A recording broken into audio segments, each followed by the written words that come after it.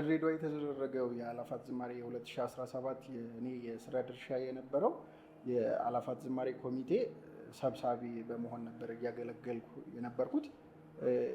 ዝግጅቱ እንዴት ነበር የሚለው በጣም ነው የሚገርመው። ሳስበው ሁሉ ይደንቀኛል። ማለት ይሄን ሁሉ ዝግጅት አዘጋጅተን ያን ቀን ማየታችንን ሳስበው ገርማለሁ። ምክንያቱም ዝግጅቱ የተጀመረው እንደ ኮሚቴ ተዋቅሮ ስራ የተጀመረው ከመስከረም በኋላ በነበረው ጊዜ ነው። ግን ሀሳቡ የተነሳው ግን የአዲስ አበባውን የአላፋት ዝማሬ የመጀመሪያው በ2016 የተደረገው የአላፋት ዝማሬ ላይ የነበረ የመንፈሳዊ ቅናት ነው። ምክንያቱም አዲስ አበባ ተደርጎ ከዛ እዛ እንድንገኝም ኢንቫይት ተደርገን ነበር። በአጋጣሚ እኔና ወንድሜ ዲያቆን ሚካኤል አድርገው፣ በዕለቱ ግን ወደዛ ለመሄድ ግን ትራንስፖርትም አልነበረም። የፕሌን ቲኬቶችን በጣም ተጨናንቀው ነበር፣ ማግኘት አልቻልም እና እየተከታተልን የነበረው አብረንም ስለነበር በላይቭ እየተላለፈ የነበረውን እያየን ነበርና በጣም ነበር በቃ ማለት በጣም ነበር ደስ ያለን። ከዛ በኋላ ደግሞ እዚህ ማድረግ እንዴት ነው የምንችለው እያለን በጣም ተጨነቅን እና እንግዲህ ዝግጅቱ የጀምር የነበረው ከዛ ነው ማለት ነው። ምክንያቱም ሀሳቡ የተነሳው እንደ ድሬዳዋ የሚቀጥለው ዓመት ማድረግ አለብን ብለን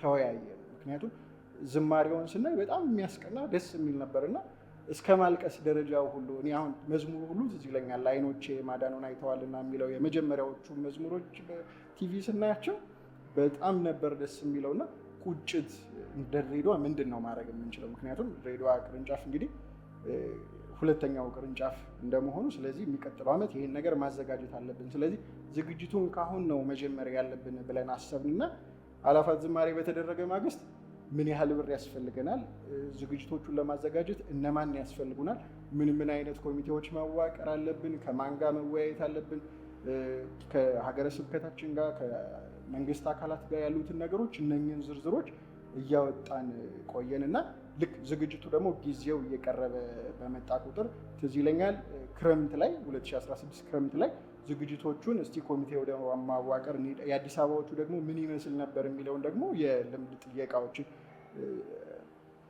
እየተካፈልን ሄድ 2016 ክረምት ላይ ኮሚቴ ወደ ማዋቀር ነው የሄድ ነው። ኮሚቴዎቹን እንግዲህ አዲስ አበባ ላይ የነበረው ኮሚቴ ምን ይመስል ነበር፣ የእነሱስ ልምዳቸው ምንድን ነው የሚመስለውን ነገር ከእነሱ ጋር ተወያየና ከዛ በኋላ ድሬዳዋ ላይ በሚያስፈልገው እንደ ድሬዳዋ ደግሞ ቅርጽ አስይዘ ነው ኮሚቴ ካዋቀርን በኋላ ወደ ስራ ገብተናል ማለት ነው። ዝግጅቱን የጀመርነው መጀመሪያ ራሳችንን ቲም ማዋቀር የሚሰሩ ልጆችን አንድ ላይ በማድረግ ከዛ አባላትን መሰብሰብ ምዝገባ ነበረ። ከኢጃት አባላት በሙሉ የወጡ ልጆች ነበሩ። ከዛም ውጭ ደግሞ ለሰንበት ትምህርት ቤቶች ደብዳቤ ልከን በዛ መልኩ ልጆችን ሰብስበናል። እንዲሁም መሪ መዘምራንን ከተመዘገቡ ልጆች ሪከርድ አስልከን ፈቃደኛ የሆኑትን ሪከርድ አስልከን ወደ አዲስ አበባ በመላክ የተመረጡትን ልጆች ወደ መሪ መዘምራን ቀላቅለን ዝግጅታችንን በዛ ቀጥል። ከመዝሙር ጥናቱ ጀምሮ የነበረው ድባብ ደስ ይል ነበርና በቡድን ሆነን ስናጠና ስንፈተን ምናምን እና በጣም ደስ ይል ነበር። የዕለቱ ዕለት ደግሞ ከጠዋት ጀምሮ አንድ ላይ ነበርን ሁላችንም እና ደስ የሚል ጊዜ ነበረ ያሳለፍነው። አብሶ መሪ መዘምራን ደግሞ የመዝሙራቶቹን ኦርደር ለመያዝ የምናደርገው ትግል በጣም ከባድ ነበር። የጥናት ሂደታችን ስንጀምር በሳምንት 3 ቀን ነበረ። ከዛ ቀናቱ እየጨመረ ሲመጣ እየጨመርን 4 ቀን 5 ቀን እያደረግን ጥናታችንን በቆንጆ ሁኔታ ጨርሰናል። እሺ፣ በአላፋት ዝማሬ የስራ ድርሻ የነበረው የግዢና አቅርቦት ነበረ። ከዚህ ባሻገር ደግሞ የፋይናንስ ገቢ አሰባሳቢው ቲም ሜምበር ነበር። ዝግጅቱ ያው በኢትዮጵያ የጃንደረባ ትውልድ በድሬዳዋ እንደ መጀመሪያ እንደመሆኑ መጠን እጅግ ደስ የሚልና የተወደደ ጊዜ እንደነበረ ነው። በአላፋት ዝማሬ ላይ ነበረኝ የስራ ድርሻ ቪዥዋል ዲዛይን እና ስቴጅ ሴታፕ ላይ ነበረ። ሁነቱ አጠቃላይ ምን መምሰል አለበት የሚለውን የትኛው ክፍል የትኛው ጋር መቀመጥ አለበት የሚለውን አጠቃላይ ቪዥዋሊ እንዴት መምሰል እንዳለበት ነበር የነበረው ስራ። ዝግጅቱ የነበረው መጀመሪያ ይሄኛው ቦታ ብለን ከመምረጣችን በፊት የተወሰኑ ቦታዎችን ወሰድን እና ምን ያህል ሰው ይይዝልናል፣ ለሳውንድ ለስክሪን ከሰው ጋር ለቦታ ያመቻል የሚለውን ተግባቦትን አየን። በኋላ ከአራቱ ቦታዎች ውስጥ አንዱን ቦታ መሰለክት አድርገን የወሰድነው የምድር ባቡር ቦታ ተመራጩ ነው ስላገኘ ነው። እሱን ወስደን እዛ ላይ ዲዛይን መስራት ጀመርን። የነበረን ዝግጅት በመጀመሪያ ቦታ መረጣ ነበረ። የቦታ መረጣው 4 ቦታዎችን ሰሌክት አድርገን ነበረ። እሱም ሳቢያን ኳስ ሜዳ፣ ምድር ባቡር ክለብ፣ ጥምቀተ ባህር የሚከበርበት መናኸሪያ ግቢና ምድር ባቡርን አደባባዩን ነበር የመረጥነው። ከሁሉም በተሻለ አወዳድረን የወሰንነው ምድር ባቡርን ነበረ። ለህዝቡን ተመራጭ ይሆናል ብለን ያሰብነው ምድር ባቡር ስለነበር ምድር ባቡርን ወስደን ዲዛይን መስራት ተጀመረ። ቪዥዋል ዲዛይን ቲም የራሱ የሆነ አክሽን ፕላኖች አሉት። ወርክ ፍሎውን ተከትሎ አክሽን ፕላኑን ተከትሎ ዲዛይኖችን ምን እንደሚመስል፣ ዲኮሩ፣ ስቴጁ ምን መምሰል እንዳለበት፣ ኦዲየንሱ፣ ሳውንድ ሲስተሙ፣ ላይቲንግ ሲስተሙ እንዴት መሆን እንዳለበት ከቴክኒካል ባለሙያዎቹ ጋር አንድ ላይ ሆነ 3D ዲዛይኑን መስራት ጀመረን ማለት ነው። ኢቨንቱ እስኪካሄድበት ቀን ድረስ ወርክ ፍሎውን እየተከተልን እየሰራን ነበረ። ሳይቱን ከመረጥን በኋላ ዲዛይኖች መቀየር ሲኖርባቸው ዲዛይኖችን እየቀየረን እየተነጋገርን፣ ወርኪንግ ፓዞችን በመሀል ሰው እንዳይረበሽ እሱን እየፈጠርን እንዴት ነው የምናደርገው እያለ ሁሉንም ነገር እለቱ ፕሮግራሙ 9 ሰዓት ሊጀመር እስከዛን ሰዓት ድረስ እስከ 9 ሰዓት ድረስ ስራችን በዛ መልኩ እየቀጠለ ነበር። የዲዛይኑን ስራ ፋይናል ካደረስን በኋላ ስቴጅ ግንባታ የጀመርነው ቅዳሜ ዕለት ነበረ። በእለቱም እሁድ የሚከበር ፕሮግራም እዛው ለገሃር ምድር ባቡር አደባባይ ላይ ነበረ እና ስቴጅ መስራት አልቻልንም ነበር በሰዓቱ። ስለዚህ እነሱ ከሚሰሩት ስቴጅ ጀርባ እቃችንን አራገፍንና የእነሱ ሰርተው እስኪጨርሱ ከጠበቅን በኋላ ነበር የሰራነው እና እንደዛ በመቆየታችን ምክንያት ሌሊቱ ሙሉ ነበር ስንሰራ ያለነው። እስከ 10 ሰዓት ምናምን ስቴጅ ግንባታ ነበርና ሌበርም ስላልነበርን በዛ ሰዓት ከመሸ በኋላ ሌበር ስላልቆየልን ራሳችን የድሬዳዋ የኢትዮጵያ ጃንደረባ ትምህርት ቤት ቤተሰቦች ራሳችን ነበር ግንባታ ያደረግነው። በተቻለ መጠን ስቴጁን ገጥመን ከጨረስን በኋላ እሁድ ጠዋት ለመገናኘት ነበር ይሄነውና እሁድ ጠዋት ስንመጣ ደግሞ እሁድ ጠዋት ቦታው ላይ ሩጫ ስለነበረ የመኪና አክሰስ ምንም ማግኘት አልቻልንም ነበርና አብዛኛዎቻችን ረጅም መንገድ በእግር ተጉዘን ነበረ ወደ ቦታ የደረስነው። በደረስንም ሰዓት ፕሮግራሙ ስላላለቀ ምንም መስራት አልቻልንም።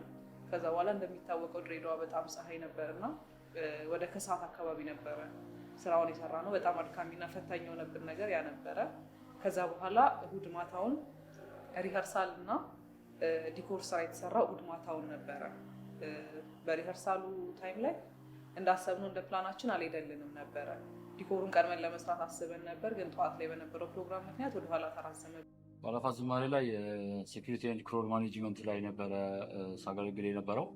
እሱ በማስተባበር ላይ ነበር። ዝግጅቱ እጅግ በጣም ቆንጆና ልዩ ነበር። በአላፋት ዝማሬ ላይ የነበረን የስራ ድርሻና ዝግጅት ምን ነበረ? በዋነኝነት በጃንህንደኬ ቤተሰብ ላይ እና በሚል ማኔጅመንት ላይ ነበረ ዝግጅት ስናደርግ የነበረው። የጃንህንደኬ ክፍል ሲሰራ የነበረው ዝግጅት ከአዲስ አበባ ቅርንጫፍ ከጃንህንደኬ ክፍል ጋር በመተባበር ለሽያጭ የሚሆኑ ፓኬጆችን ማዘጋጀት እንዲሁም ደግሞ የዕጣ ትኬቶችን በማዘጋጀት ነበር ዝግጅታችንን የጀመርነው። በሚል ማኔጅመንት ላይ የነበረው ዝግጅት ከአላፋት አስቀድሞ እና ከአላፋት በኋላ ከኢትዮጵያ ጃንደረባው ትውልድ ድሬዳዋ ቅርንጫፍ ለጠራቸው ገስቶች እና እንዲሁም ለኢትዮጵያ ጃንደረባው ትውልድ ድሬዳዋ ቅርንጫፍ አባላት ለሆኑ ምግብ ማዘጋጀት ነበረ። ምግቡን ያዘጋጀነው ድሬዳዋ ላይ ከሚገኙ የምግብ አቅራቢዎች፣ ኬተሪንግ አቅራቢዎች ድርጅቶች ጋር ሲሆን ከእነሱ ጋር ውል በመዋዋል ነበር ስራችንን የጀመርነው። እንዳልጸልይ የሚከለክለኝ ማን ነው በሚለው መሪ ቃል በዚህ ሀሳብ እኔም ተጋርቼ በሚኖራቸው የጸሎት መርሃ ግብር በተለይ በየአድባራቱ በሚደረገው ሳምንታዊ የማረና ጸሎት በዚያ በመገኘት ሁልጊዜ ከዲያቆናቱ ጋራ ባሉት ከዚያ ከአድባራቱ አገልጋዮች ጋራ የማረና ጸሎት የአእላፋት ዝማሬ እስከሚደርስ ድረስ የማረና ጸሎት በማድረስና ጸሎት በማድረግ ነበር አገልግሎቴ። ዝግጅቱ እንደ መጀመሪያ እግዚአብሔር ይመስገን እኛ እንደፈራነው ሳይሆን የልደቱ ባለቤት ራሱ መድኃኔዓለም ነገሮችን ሁሉ አቃንቶልን በጣም ደስ በሚል ሁኔታ ዝግጅቱ ተከናውኗል። የጃን ሉካስ ቤተሰብን እና ሌሎች የጤና ባለሙያዎችን በማስተባበር ከዕለቱ በፊትና በዕለቱ የሚሰጡ የሕክምና አገልግሎቶችን ለመስጠት ባለሙያዎችን በማሰባሰብ ፍቃዶችን በመጠየቅ ግብአቶችን በማሟላት እዛ ላይ ነበር ስናገለግል የነበር ነው።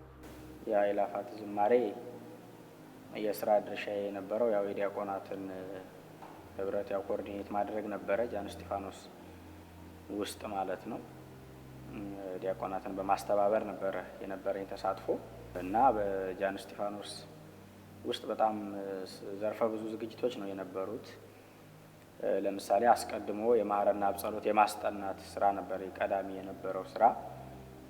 የማህረና አብ ጸሎቱ ከተጠና በኋላ ደግሞ ያንን ጸሎት የማድረስ ሁኔታ ነበረ እዛው ቢሮ ላይ ማለት ነው። ከዛ በኋላ ደግሞ በየአድባራቱና ገዳማቱ እየተዘዋወሩ ያኔ የማህረና አብ ጸሎት ሰው እንዲያውቀውም ጭምር ማለት ነው። የአእላፋት ዝማሬው በኢትዮጵያዊ ጃንደረባ ትውልድ ውስጥ ያሉ ቤተሰቦች ብቻ አይደሉም ተሳታፊ የሚሆኑት ሁሉም ስለሆነ ሁሉም ለጸሎቱም አዲስ እንዳይሆን በሚል በየአድባራቱና በገዳማቱ እየተዘዋወርን ያው የማህረና አብ ጸሎት የማድረስ ሂደትም ነበረ። ከሱ በኋላ ደግሞ የወረብ ጥናት በዚያ በአእላፋት ዝማሬው ላይ የሚቀርብ የወረብ ጥናትም በዛው አጋጣሚ ሲጠና ነበረ። እንዲህ አይነት ዝግጅቶች በዚህ በጃን እስጢፋኖስ ቤተሰብ በኩል ሲደረጉ የነበሩ ዝግጅቶች ይህንን ይመስላሉ።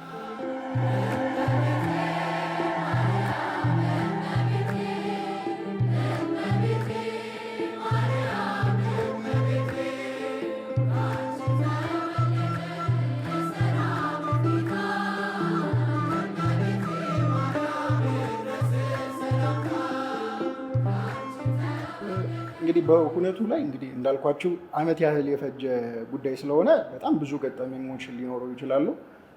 በአገልግሎቱም ላይ በጣም ብዙ ችግሮችን ለማለፍ ይችለናል። እንግዲህ ምናልባት ለሁሉም ችግሮች ብቸኛና እንደ መፍትሄ የነበረው ሁላችንም አባላት ጋር ይላክ የነበረው ሰላም ለኪ እንድንደግም ጸሎት እንድናደርግ ነበር። ከዛ ውጭ አንድ በጣም የማረሳው ከሁነቱ ላይ ሁልጊዜ መፍትሄ እንድናገኝ አንድ ወንድማችንን ስራ ሰጥተነው ነበር። በቀን ውስጥ የጸሎት ሰዓታት ተብለው በተከፈሉት ላይ ጸሎት እንድናደርግ ከመዝሙረ ዳዊት አንድ ጥቅስ እንዲሁም ደግሞ ሰላም ለኪና አንድ አቡነ ዘበሰማያት እንድንደግም በጣም ብዙ ጊዜ እለት በእለት በተለይ ኮሚቴው ከተዋቀረ ጀምሮ ይነግረን ነበርና ቤተ ክህነቱ ጋር ስንገባ እንዲሁም ቤተ መንግስቱም ጋር ስንሄድ ይሄን ጸልዩ እያለን ይነግረን ነበርና በጣም በሚገርማችሁ ሁኔታ በሄድንበት ሁሉ ያን ጸሎት እየተጸለየ እኛ እንደምንጠብቀው ሳይሆን ከዛ በላይ ብዙ ነገሮች አግኝተናል። ስለዚህ በጣም ብዙ ገጠመኞችና ሁነቶች ነበሩ። ከዚህ ውስጥ አንድ በጣም የማረሳው የዋዜማው ዕለት ትዝ ይለኛል። እሁድ ዕለት አንድ ከዛ በፊት ከእሁድ በፊት ህትመት ቤት ላይ አንድ የሚያገለግል ወንድማችንን አናግረነው ነበርና የአእላፋት ዝማሬ አዲስ አበባ ከተደረገ በኋላ ድሬዳዋ የመጀመሪያው እንደመሆኑ መጠን አንደኛው በጣም ትልቁ ችግር የነበረው ምን መሰላችሁ? ሰዎች ያንን መርሃ ግብር አያውቁትም እና ይሄ በጣም ትልቅ ችግር ነበር ከሚያጋጥሙን ነገሮች እና ያንን ወንድማችንን ሄደን ከዋዜማው ዕለት በፊት አውርተነው ነበር። ከህትመት ስራዎች ጋር የተያዙ ጉዳዮችን እንዲያግዘን ምናምን ነገር ብዙ ዲስከስ አድርገነው ነበርና ለእሱም አሁን የመጀመሪያው እንደመሆኑ መጠን ብዙ የመረዳት እንትኑ ብዙ አልነበረም። ከዛ የሚገርማችሁ ሪሄርስ የምናደርግበት ወይም ደግሞ በዕለቱ የምናቀርብበት ቦታ ለገሃር አደባባይ ላይ ነው እና የእሱም የስራ ቦታ የነበረው እዛው ለገሃር አደባባይ አካባቢ ነበርና ልክ ሳውንድ ሲስተሙ ተስተካክሎ ዘማሪያኑ መድረክ ላይ ወጥተው ሪሄርስ እየሰሩ እያለ እንዳልኳችሁ የቢሮ ቦታ እዛው ቅርብ ነበርና እንደ እውነቱ እንኳን ለእሱ አይደለም ለእኛም እኔንም ብጠይቁኝ ሌሎች ወንድሞችን ብጠይቁ በሰዓቱ የተሰማን ስሜት በጣም የተለየ ነበር። ማለት ይሆናል ብለን ካሰብነው በላይ በጣም ደስ የሚል ነበር እና ያንን ሪሄርስ ዘማሪያኑ እያካሄዱ እያለ እኛ ወደዛ ወደዚህ እያለን እያለ ድንገት መጣ ያ ሰው። ማለት ከስራው ላይ ተነስቶ ነው ምሽት ኦልሬዲ ወደ 2 ሰዓት አካባቢ ይሆናልና ከስራው ላይ ተነስቶ ድንገት መጣ። ከዛ እንዳልኳችሁ ከዚህ በፊት አውርተነው ስለምናውቅ ያው ብዙ እንትን አላለም። በጣም ነው ልቡ የተነካው። እኔ አእላፋት ዝማሬ ከማስታወሳቸውና ከሚገርሙ እንግዲህ በሪሄርስ ነው ማለት ልምምድ እያደረጉ ነው እና በጣም ልቡ ተነክቶ ኑ አለ። ምን ነው እለዋለሁ፣ ቤቴ ግቡ፣ ይሄውና ቢሮዬ፣ የምትፈልጉትን ነገር ለእናንተ ሊጠቅማችሁ የሚችል ነገር ካለ ሁሉንም ውሰዱት አለንና ይሄን ገጠመኝ ምረሳ አይመስለኝም። ኢቨንቱ ሊካሄድ 2 ቀን ነው። አንድ ቀን አይ ቲንክ ሲቀራ ያኑ ለስክሪን ላይቶች የሚያደርጉት ስክሪን እና ሳውንድ ሲስተሙን የሚያንቀሳቅስ ጄኔሬተር ድሬዳዋ ስላልነበረ ከአዲስ አበባ ነበር ተጭኖ የሚመጣው እና እሱን እየጠበቅን ነበር። ከአዲስ አበባ ተነስቷል ተብለን መንገድ ላይ ድንገት ተያዘ ተባልን ማለት ነው። ታሰረ መኪናውና መንቀሳቀስ አይችልም ተባልን። የዛኔ የነበረን ሾክ እንግዲህ አብዛኛው ነገር ተዘጋጅቷል፣ ሁሉም ነገር ፕላን ተደርጓል፣ ተሰርቷል። ግን የጄኔሬተር አልመጣም ማለት ይሄን ኢቨንት እንግዲህ ለየት የሚያደርገው አንደኛውም ነገር አእላፋት ዝማሬ ስክሪኖች ላይ የሚነበቡ ላይሪክሶች ናቸው። ምክንያቱም ሰው ስሜታዊ ሆኖ ማንም ኢቨን ቤተክርስቲያን መጥቶ የማያውቅ ሰውም ቢሆን እዛ ጋር መጥቶ ያንን ላይሪክስ እያነበበ እኩል መሳተፍ ይችላል ሁሉም ሰው እና ትልቅ ኢቨንት የሚያደርገው አንዱ ነገር ስክሪኑ እና ላይሪክሶቹ ነበሩ። እሱን የሚያንቀሳቅሰው ጄኔሬተር ቀረ ስንባል የዛኔ የተሰማን ድንጋጤ ለሁላችንም እንትን ነበረ። ብዙዎች ይህንን ሀሳብ ያልተቀበሉ ሰዎች ነበሩ። እስቲ መጀመሪያ እንያቸው እና ከዛ በኋላ ያንን እንትን የሚሳካበትን እንትን ከምንም በላይ እንግዲህ እንደ ሰውኛ ጀምር ነው እንደ ፈጣሪ እግዚአብሔር ፈጸመው። በዚህ ሂደት ውስጥ ትልቅ ነገር ካየሁት ነገር ቢሆን ፍጻሜው ላይ በተለይ በክንውን ሂደት በነበርንበት እቃ በማሰባሰብ ላይ ከተለያዩ እህቶች ጋር ብዙ አይነት መከራ የሰው ቤት እስከ ማፍረስ በትራንስፖርት እቃ በመነስ እስከ መታሰርም ደረጃ የደረስንበት ሂደት ነበር።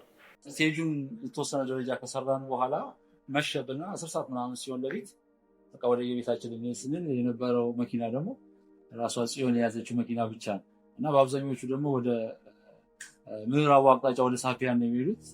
እኔና ይድነቃቸው ነው ወደ ምስራቅ አቅጣጫ የምንሄደው ወደ ለጋሃሬ እና ሸዋ መስመር።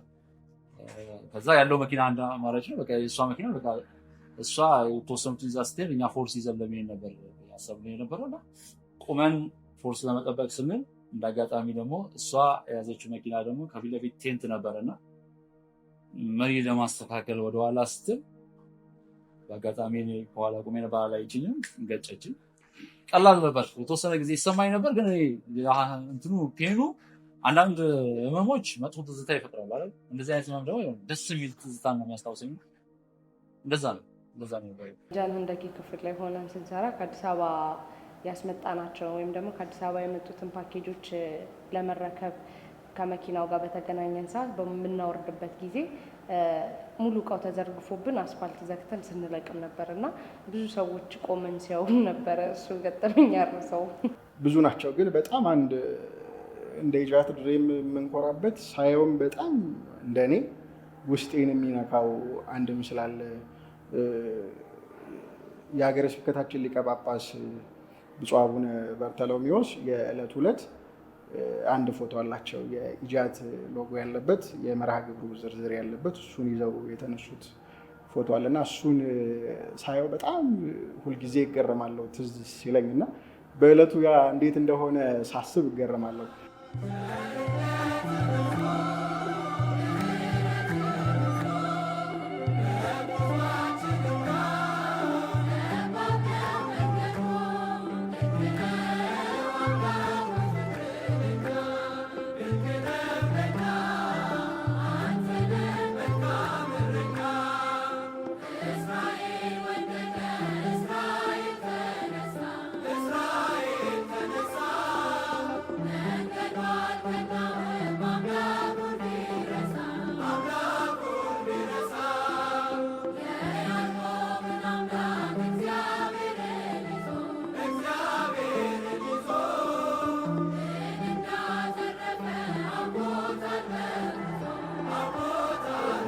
ቅድም እንደነገርኩ ይሄ ጥቂት ጊዜ ስራ ምናምን ስላልነበር ከአንድ ዓመት በላይ እያሰብነውና ስንጠብቀው የነበረ አገልግሎት ነበርና በእውነቱ እውነት ለመናገር የሚሆን አልመሰለንም ነበር። እግዚአብሔር በሚያውቀው እኛ በሰራ ነው ሳይሆን እሱ በፈቀደው ነው እና ሁለት ማረሳቸው በዕለቱ የነበሩ ክንውኖች ሁለት አሉ። አንደኛው የጃን እስጢፋኖስ አባላት ልብሰ ተክህኖ ለብሰው ወደ መድረክ ሲወጡ ሳያቸው የተሰማኝ ስሜት የእውነት ይህንን እኛ አድርገነው ነው ማለት በጣም ነው የሚያስደነግጠው። እንዴት እንደዚህ እንደሆነ ለማወቅ በጣም አስቸጋሪ ነው ማለት የእግዚአብሔር እጅ እንዳለበት የምናውቀው እኛ እንደሰራ ነው ሳይሆን እግዚአብሔር ከዛ የተሻለ አድርጎ ነበር መድረክ ላይ ያሳየን። የሊቀ ጳጳሱ መገኘት፣ የሁሉም ደብሮች አለቃዎች መገኘት በጣም ነበር የሚገርመው። የመጣንበት መንገድ ትንሽ አስቸጋሪ ነበርና እሱኛው ነው። ሁለተኛው ዘማሪያኑ መድረክ ላይ ወጥተው አጋጣሚ ሆኖ እኔ ከሰብሳቢነት ውጪ በዕለቱ ሾረነር ነበርኩና የዝግጅቱን የማያስተባብረው እኔ ነበርኩና እነሱ ሰልፋቸውን ተሰልፈው መዝሙሩን ለመዘመር እየተዘጋጁ በነበሩበት ሰዓት ትዝ ይለኛል የተወሰነ ደቂቃዎችን ራሱ ዝም ብያቸው ቆሜያለሁ። እነሱ እኔን ነበርና የሚጠብቁት። እውነት ይሄ መርሃ ግብር ተካሄደ የአእላፋት ዝማሬ የሚለው በጣም ነበር ደስ የሚለውና በዕለቱ የነበረውን ስሜት ትንሽ መግለጽ ከባድ ነው። ግን እግዚአብሔር ይመስገን እኛ እንዳሰብነው ሳይሆን እሱ እንዳሰበው በጣም ደስ የሚል በጣም ብዙዎችን የመለሰ መርሃ ግብር ሆኖ አልፏል።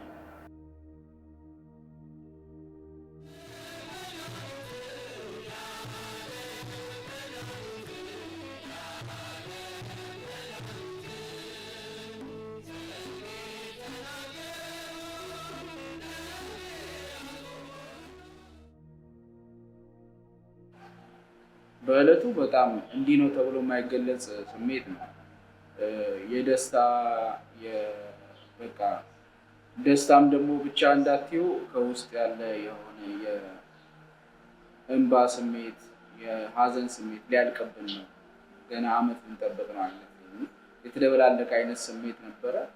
ዳግም መፈጠር እኔ በጣም ደስ ሲለኝ በጣም እልል እላለሁ እና እልል ብዬ ያንገዳግደኝ ነበረ።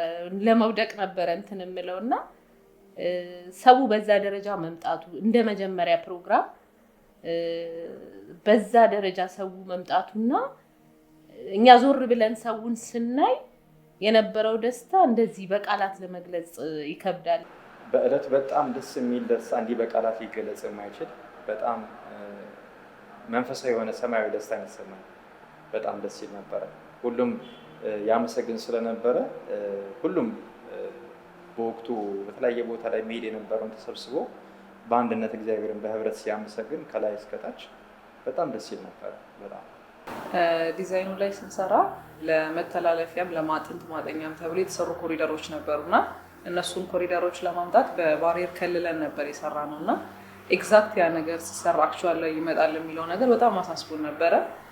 መዝሙር እየተዘመረ ስክሪን ላይ ስናየው ራሱ እኛ ያሰብነው ኢፌክት መጥቶልን ነበርና በጣም ነበር ደስ ያለን። እኔና ልደት ነበር እንትን ያለውና በጣም ደስ ብሎ ሁለታችንም የተለያየ አንግል ላይ ነበርን። ግን በቃ ስንገናኝ መጀመሪያ ያወራነው ነገር አየሽው በቃ አሪፍ ሆነ ምናምን ነበር የተባባልነውና እሱ ፓርት በጣም ደስ ይል ነበረ።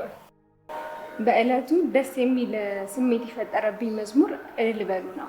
ድንግሎ በረኔ ትመጪ ዘንድ ናና ማኑኤል ሶ በተዘከርና ኑ በብርሃኑ ተመላለሱ። የአማልክት አምላክ የአማልክት አምላክ ተወለደ ተወለደ መድኃኔዓለም የጌቶች ጌታ ተወለደ መድኃኔዓለም ከድንግል ማርያም በቤተልሔም ተወለደ አማኑኤል የአማልክት አምላክ ተወለደ ተወለደ መድኃኔዓለም የጌቶች ጌታ ተወለደ መድኃኔዓለም ከድንግል ማርያም በቤተልሔም ተወለደ አማኑኤል። እንግዲህ የልደቱ ባለቤት የሆነ የጌታችንና የመድኃኒታችን ኢየሱስ ክርስቶስ ልደቱን እንድናከብር ስለፈቀደልን ክብሩ ምስጋና ይሁን። እንዲሁም ለወለደችው ለእመቤታችን ለቅድስት ድንግል ማርያም ክብሩ ምስጋና ይሁን። ከዛ የሀገረ ስብከታችን ሊቀ ጳጳስ የሆኑት ብፁዕ አቡነ በርተሎሜዎስ በጣም በብዙ ነገር በቀና ትብብር የፈለግናቸውን ነገሮች በሙሉ እንዲሳካልን ስለተባበሩን እግዚአብሔር ረጅም እድሜና ጤናን ያድልን። እሳቸውን ማመስገን እንፈልጋለን። እንዲሁም ደግሞ የሀገረ ስብከታችንን ጽሕፈት ቤት የፈለግናቸውን ነገሮች አድባራት ላይ ስንሄድ እነሱም ጋር ስንሄድ በቀና ትብብር የፈለግናቸውን ነገሮች እንድናገኝ ስለረዱን በዚህ መርሃ ግብር ላይም ስላገዙን እግዚአብሔር ከልብ እናመሰግናለን። ሌላው የኢጃት አዲስ አበባ የኢትዮጵያ ጃንደረባ ትውልድ አዲስ አበባ ዋናው ቅርንጫፍ ላይ ይሄን መርሃ ግብር እንድናዘጋጅ በጣም ብዙ ትብብር ልምዳቸውን ከማካፈል እየመጡ ስልጠናዎችን፣ ትሬኒንጎችን በመስጠት በጣም በብዙ ነገር ረድተውናል። ስለዚህ እነሱንም ማመስገን እንፈልጋለን። በመጨረሻ ላይ በዚህ አገልግሎት ላይ የተሳተፉት ሁሉንም ኢጃት ድሬ ላይ ያሉትን በሙሉ ከሌ ከከሌ ሳይሆን ትንሽም ያደረገው ትልቅም ያደረገው በሀሳብም በገንዘብም በሁሉም ነገር ሲደግፉን ለነበሩ ለእህት ወንድሞቻችንን ምስጋና ማቅረብ እፈልጋለሁ። ለመርሃ ግብሩ መሳካት ከሁሉ በላይ እግዚአብሔር ነው ማለት የልደቱን ባለቤት ክርስቶስን ማለት ነው። ምክንያቱም በብዙ ነገር ተቸግረን በብዙ ነገር እንትን ብለን ነበር አተን ነበረ መርሃ ግብሩ ለማሰብ ብዙ መሰናክሎች ነበሩት። ግን ጌታ ልደቱ እንዲከበር ስለፈለገ የልደቱ በረከት ተካፋይ እንድንሆን ስለፈለገ መርሃ ግብሩን አሳብ ከሁሉ በላይ እሱን አመሰግናለሁ። ለመርሃ ግብሩ መሳካት በጣም ብዙ ልናመሰግናቸው የሚገቡ ብዙ ሰዎች አሉ። የመጀመሪያው ግን ያው በዓሉም የራሱ የእግዚአብሔር ስለሆነ የአምላካችን የፈጣሪያችን የጌታችን ኢየሱስ ክርስቶስ ልደትም ስለሆነ ልናመሰግን የሚገባው ዝግጅቱ እንዲያምርና እንዲሳካ የመጀመሪያውን ድርሻ እሱ ስለሆነ እሱን አመሰግናለሁ። በሁለተኛ ደረጃ ያው የድሬዳዋ ላይ ያሉ በንግድ ተቋማት ላይ የተሰማሩ ባለሀብቶች፣ ግለሰቦች አመሰግናለሁ። ምክንያቱም ይህን ዝግጅት ለማዘጋጀት የእነሱ የገንዘብ አስተዋጽኦ ባይኖር ኖሮ ማድረግ አንችልም ነበር። ሌላውና ዋናው ልናመሰግን የሚገባው የድሬዳዋን የኦርቶዶክስ ምዕመናን ህዝብ እኛ ዝግጅቱን አዘጋጅተን ያን ሁሉ ህዝብ ያመጣለን ኖሮ ባዶ ነበር የሚሆነው። ከሁሉ አስቀድሜ ባለ ልደቱ የሆነው ኢየሱስ ክርስቶስ ከባህሪ አባቱ ከአብና ከባህሪ ሕይወቱ ከመንፈስ ቅዱስ ጋር አመሰግነዋለሁ። ከሱ በመቀጠል እሱን እንድናይ ምክንያት የሆነችን እመቤታችን ቅድስት ድንግል ማርያም የብርሃን እናት እሷን ማመስገን እወዳለሁ። ከዛ በመቀጠል በቤተ ክህነት ውስጥ የሚያገለግሉ አባቶቻችን ከሊቀ ጳጳሳችን ጀምሮ ከቤተ ክህነቱ ጀምሮ እስከታች እስከ ምዕመኑ ድረስ ያለውን ህብረተሰብ ወይም ክርስቲያን ማመስገን እወዳለሁ። ምክንያቱም ሁሉም በአቅሙ የሚጸልይ ነበር፣ በፋይናንስ የሚረዳ ሰው ነበር፣ በጉልበቱ የሚረዳ ሰው ነበር፣ በሀሳብ የሚረዳ ሰው ነበር እና በብዙ ክርስቲያኖች ያግዙን ነበር። ከሃይማኖታችን ውጭ የሆኑ ወንድምና እህቶቻችን በዕለት በጣም አግዘውን ነበር እና እነሱን እጅግ ላቅ ባለ ክብር ላመሰግናቸው እወዳለሁ። በመጀመሪያ ደረጃ ሁሉ እግዚአብሔርን ማመስገን ፈልጋለሁ። እሱ ሲፈቅድ ነው ሁሉ ነገር የሚሆነው እና እሱ ምስጋና ማለት ፈልገው። ከዛ ውጭ ግን በዚህ